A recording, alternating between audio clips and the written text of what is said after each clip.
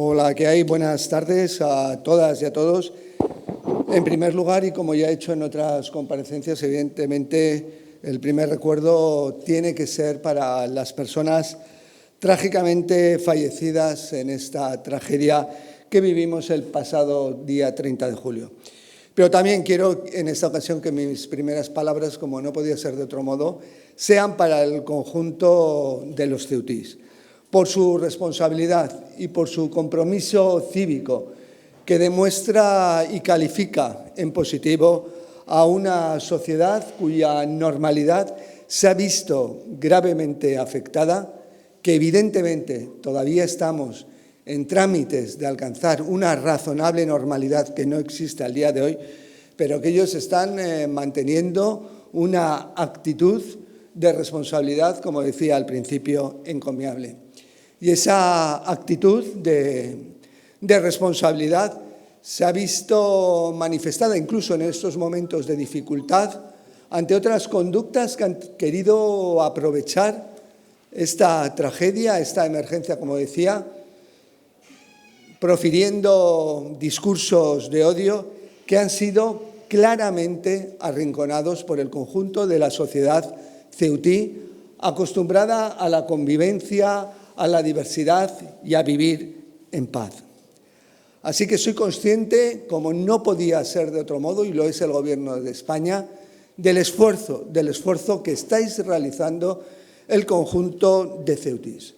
Y quiero que sepáis que el Gobierno de España, evidentemente, está y estará desde el primer minuto con vosotros para revertir a la mayor brevedad esta situación, evidentemente, ajena a la necesaria normalidad en la convivencia que es requerida. ¿Y cómo lo estamos haciendo desde el Gobierno? Creo que lo expresé en alguna otra previa comparecencia. En primer lugar, como no puede ser de otro modo, asegurando la seguridad de nuestra frontera, asegurando la seguridad de la frontera española en Ceuta, que es la frontera exterior de Europa. Y también con algo tan importante como garantizar la seguridad del conjunto de los ciudadanos de Ceuta. Y sin duda alguna, asegurando también el cumplimiento riguroso de la ley de extranjería, en los parámetros de legalidad y también, evidentemente, de derechos humanos. Me gustaría hacer una referencia a lo que estamos haciendo, desde luego, para prevenir que eventos de la gravedad de lo vivido el 30 de julio pasado no vuelvan a ocurrir. Desde luego lo estamos haciendo dotándonos de mayores medios personales y también de medios materiales. En medios personales, más guardias civiles, más policías nacionales y también con un despliegue de las Fuerzas Armadas. Y también, sin duda alguna, con el trabajo serio, sólido y basado en la confianza que llevamos muchos años realizando con Marruecos. Así que quiero dejar un mensaje claro a quienes anhelan entrar en Ceuta o en Melilla de manera irregular. Ninguna persona que entre o pretenda entrar en Ceuta y Melilla de manera irregular, se lo digo a ellos para que no atiendan a las mafias que juegan con su vida. Desde luego, ninguno de ellos se va a quedar en Ceuta, ninguno de ellos va a ir a la península, ninguno de ellos va a ser regularizado, ninguno de ellos, lo vuelvo a repetir, y lo único que hacen está jugándose a la vida, excepción hecha a aquellos casos muy excepcionales y de máxima vulnerabilidad en términos de la ley nacional e internacional. Así que esto quería dejarlo claro. Como decía, hemos incrementado los medios personales. Actualmente, en Ceuta, tenemos desplegados 880 policías nacionales. Esto implica un incremento desde el 30 de julio de 270 policías nacionales. Quiero dejarlo muy claro. Y también tenemos desplegados un total de 714 guardias civiles, que implica un incremento casi también de 200 guardias civiles más. Y ya está acordado el despliegue adicional de una unidad de UPR, de una unidad policial de respuesta, de 45 nuevos policías nacionales que también se van a incorporar en materia y para garantizar la seguridad ciudadana. Igualmente importante, y quería dejar constancia, también vamos a incorporar 20 miembros de la Brigada Central de Extranjería y Fronteras con el fin de coadyuvar con la Oficina de Asilo y Refugio para la tramitación de todos los expedientes de protección internacional que puedan presentarse y, en ese sentido, ser más efectivos, más rápidos, que ya lo estamos siendo, en los términos de tramitar esos expedientes y poder, en conclusión, una vez cumplidos los trámites legales, a su expulsión, a su retorno a Marruecos. Así que quiero concluir algo muy claro. Seguiremos implementando los medios personales que sean necesarios, como también nos lo ha hecho saber la delegación del Gobierno aquí en la ciudad autónoma de Ceuta, tal y como también nosotros lo estamos observando para ayudar a llegar a esa normalidad lo antes posible. Y también, como decía, para evitar que hechos como los del pasado 30 de julio se vuelvan a repetir. Y donde es muy importante, y vuelvo a referir, no solo nuestra actuación, que lo es y ponemos todos los medios necesarios, sino también la cooperación y coordinación con el Reino de Marruecos, que, vuelvo a decir, es de una lealtad, de una importancia, de una cercanía, de una complicidad absolutamente fuera de toda duda. Así que concluyo diciendo a los ciudadanos, a las ciudadanas de Ceuta, que evidentemente este Gobierno ha estado, está y estará siempre con la ciudad de Ceuta. Antes de esta emergencia, lo sabéis bien, con planes especiales, con inversiones también relevantes, pero mucho más después del 30 de julio, para, vuelvo a decir, estar con todos vosotros para recuperar la normalidad lo antes posible. Muchas gracias. Vamos a hacer un turno de preguntas ahora. Jesús. Señor ministro, le quería preguntar, la ministra Margarita Robles acaba... Buenos días, ministro. Jesús Navarro, de Televisión Española y el canal 24 Horas. La ministra Margarita Robles acaba de comunicar al Senado, mediante una carta, que no puede comparecer el día 18, como había dicho en principio, porque no tiene tiempo material para hacerlo, porque está ocupada pues, con estas cuestiones, entre otras cosas con la gestión de este asunto. ¿Qué valoración hace? Porque también concuerda con la decisión del Gobierno de que comparezcan ustedes en el Congreso a final de mes. Gracias. Muchas gracias, Jesús, por la pregunta. La valoración que puedo hacer es esencialmente lo que hemos manifestado el conjunto de ministros, miembros del Gobierno, en estos días pasados. Tenemos dos obligaciones principales en nuestro día a día. En primer lugar, nuestra labor como Ejecutivo, estar trabajando, coordinando y gestionando todos los medios necesarios y precisos para hacer frente a estas emergencias y a otras emergencias que en esta época de verano bien sabéis que, por ejemplo, en materia de protección civil nos ocupan, pero está especialmente por la gravedad, la excepcionalidad y porque exige evidentemente todo de cada uno de nosotros. Y en ese sentido también tenemos nuestro deber de prestar y de ser sometidos al control parlamentario. Y en ese sentido nosotros en ningún momento hemos omitido esa obligación. Y somos los primeros interesados y que ya pusimos y dijimos nuestra voluntad, nuestra intención de comparecer ante el Parlamento, ante el Congreso de los Diputados, y se han fijado ya días al respecto. Y sin perjuicio de comparecer donde sea preciso y necesario para rendir cuentas de nuestra actuación. Pero no podemos obviar el elemento sustancial también de la labor del Ejecutivo y sobre todo en momentos de emergencias y crisis que siguen siendo, que están activas todavía, que es evidentemente dedicar el 100% de nuestra energía a actuar sobre ellas para crear esa normalidad que todos deseamos lo antes posible. Sí. ¿Qué dice el ministro? ¿Qué tal? Quisiera preguntarle lo primero. Con las medidas que se adoptan ahora mismo, ¿no se va a volver a repetir esta situación? Y segundo, que una frontera estuviera abierta como ocurrió los días 30 y 31 de julio durante casi 24 horas sin ningún tipo de cortapisa por parte de Marruecos y en el lado español sin ningún tipo de freno. ¿Realmente Marruecos es un socio fiable en ese sentido? Porque no ocurrió solo en 2026, también ocurrió en 2021. Gracias. Gracias Miguel Ángel por la pregunta, me lo habréis oído muchas veces referir.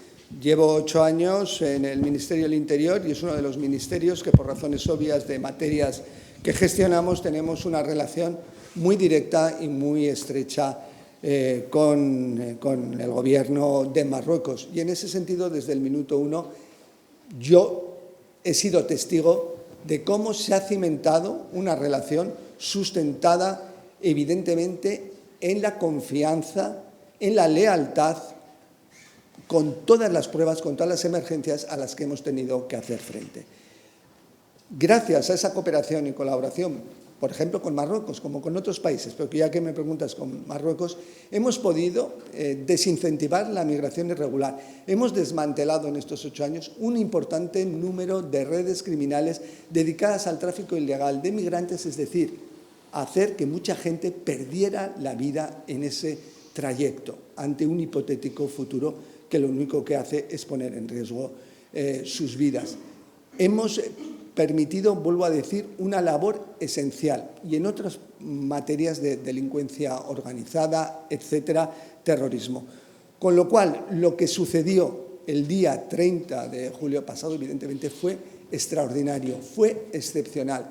Pero también la respuesta fue extraordinaria y excepcional, como también repetí, consecuencia de esa relación, de esa confianza y de esa lealtad.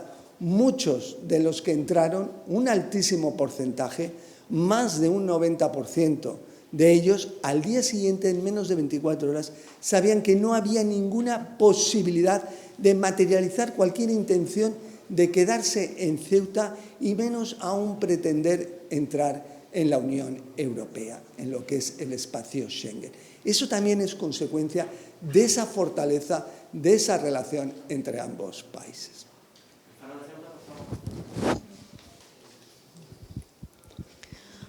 Buenas tardes, Maribel Tena, del periódico El Faro. ¿Qué ha cambiado en la ciudad para que una semana después de su primera visita ahora hable de que esa normalidad todavía no ha llegado? Algo que los ciudadanos desde el primer momento insistían en que no llega y creen que no va a llegar en mucho tiempo. Bueno, yo nunca he dicho, he dicho que la normalidad.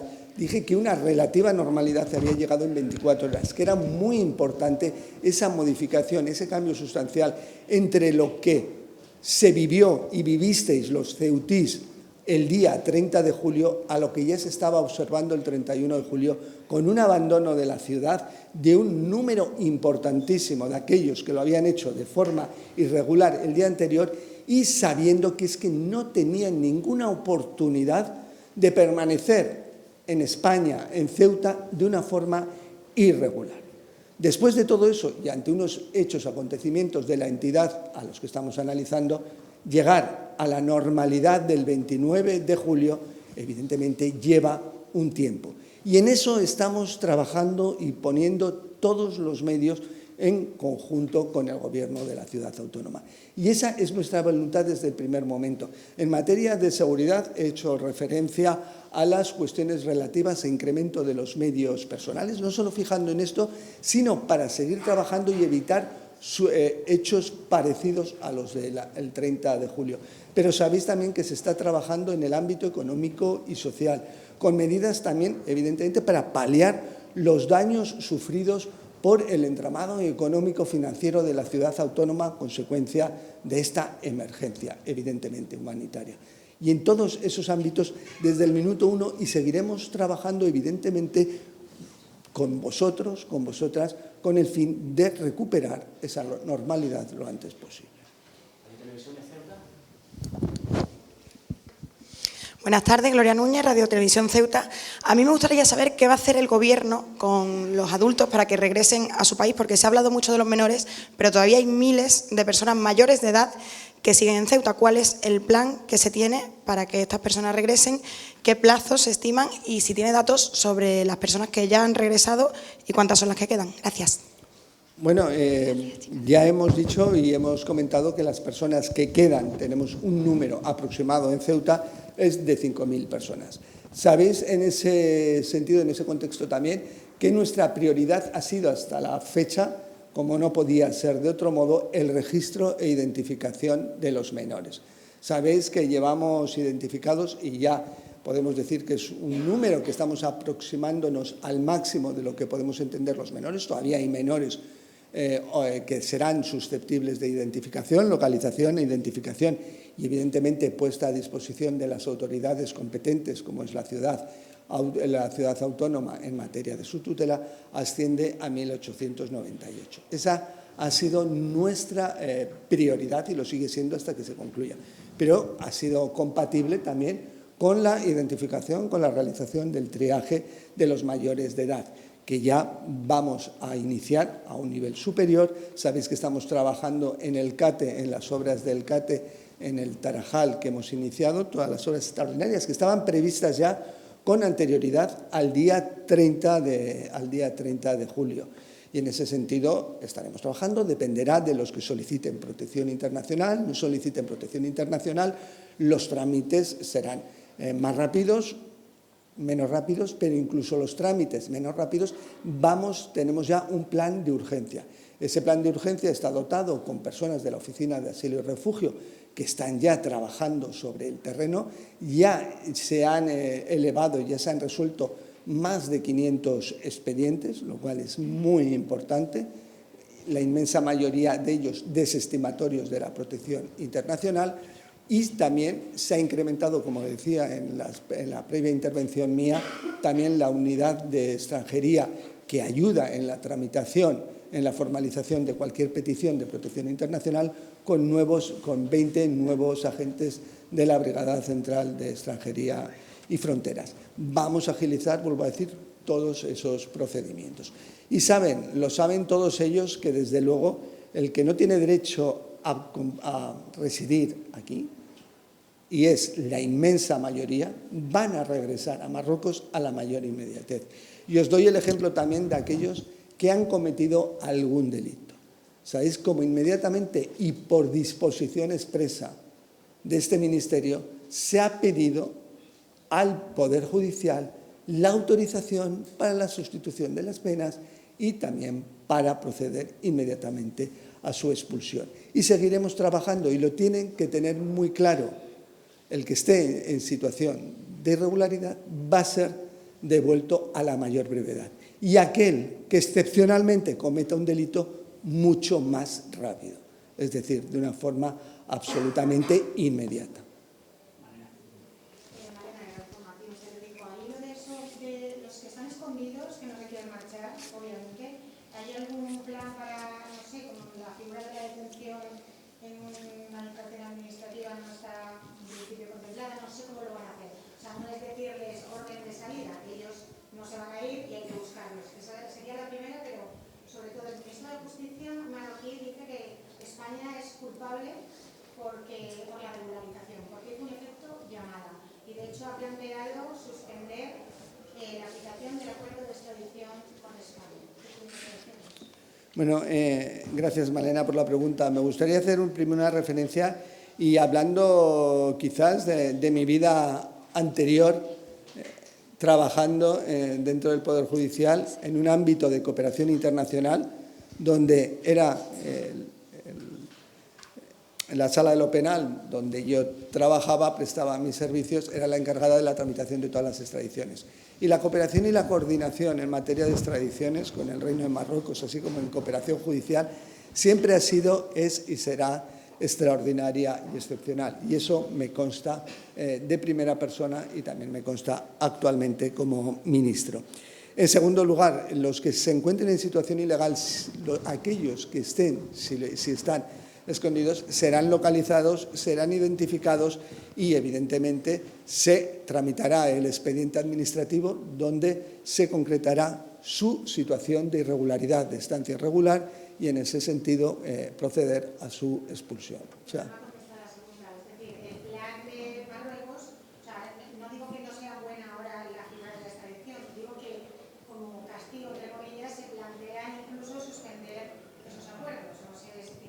He dicho, y además estoy muy convencido de ello, Malena, que las relaciones en todo el ámbito, en todos los ámbitos entre el Reino de Marruecos y el Reino de España son absolutamente estrechas y basadas en la lealtad. No puedo atisbar ninguna cuestión relativa a lo que me estás manifestando.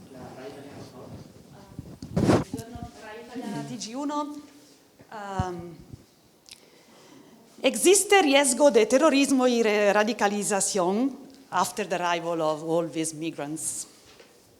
No, evidentemente no existe. Después de lo que ha sido la crisis migratoria del 30 de julio, no existe ningún riesgo de amenaza terrorista. Pero diré una cuestión, estamos realmente vigilantes. Y si lo puedo decir es porque estamos vigilantes, porque estamos monitorizando todas las personas que han entrado, porque tenemos una comunicación directa permanente, no únicamente consecuencia de esta crisis del 30 de julio, sino sin necesidad de crisis sobre cualquier circunstancia, sobre cualquier persona investigada en Marruecos, en cualquier otro país, en España, en la Unión Europea, por su posible implicación en actividades terroristas. Y ahí quiero dejar también claro una cuestión. La cooperación, coordinación con Marruecos en esta materia, en materia de terrorismo, es absolutamente relevante. Y no solo relevante, impecable. Y eso es lo que me permite decir que no hay ningún riesgo de terrorismo consecuencia de los hechos que vivimos, desgraciadamente, el pasado 30 de julio. Muchas gracias, chicos. Muchas gracias.